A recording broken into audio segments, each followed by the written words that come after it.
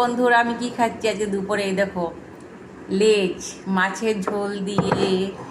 আর এই দেখো তেঁতুল, মাছের ঝোলের সঙ্গে তেঁতুল আছে, দেখো এই যে তেঁতুল দিয়ে খাচ্ছি। আর এই দেখো, এই যে একটু অল্প একটু সবজি করেছি, আলুর সবজি। তোমরা সবাই যদি না খেয়ে থাকো, আসো আমাদের বাড়ি, গরিবের বাড়ি আসো লবণ ভাত খেতে। এই যে লবণ ভাত, টাকা নাই, পরের টাকায় ভাত খাচ্ছি। এই যে আমার তেঁতুল খুব ভালো লাগে খেতে, ভাতের সঙ্গে মাখিয়ে খেতে খুব ভালো লাগে। সব সবজির সঙ্গে টক টক হলে ভালো লাগে খেতে। তেঁতুল দিয়ে খেতে গরমের সময় সেই লাগে বন্ধুরা। দেখো,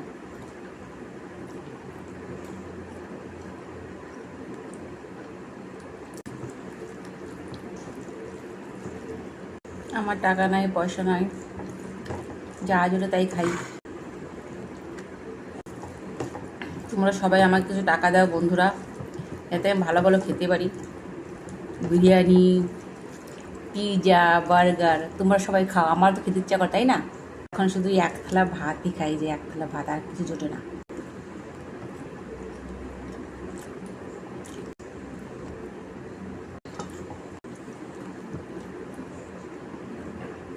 দেখো বন্ধুরা, তেঁতুল দিয়ে এইভাবে ভাতের সঙ্গে মাখিয়ে মাখিয়ে খেতে যা লাগে না, বিশাল লাগে।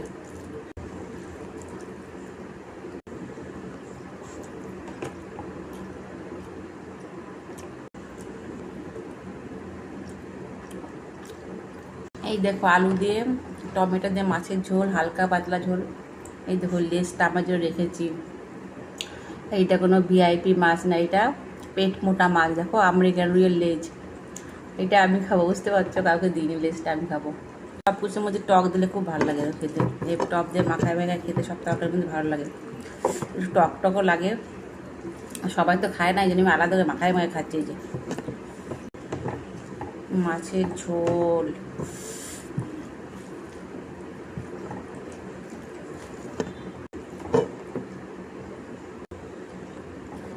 একটু ভাত, একটু মাছ।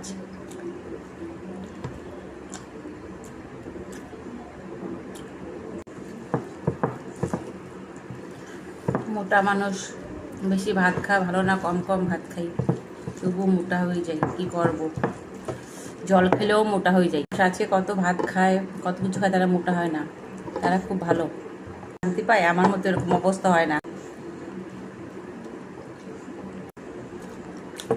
মাছের লেজ।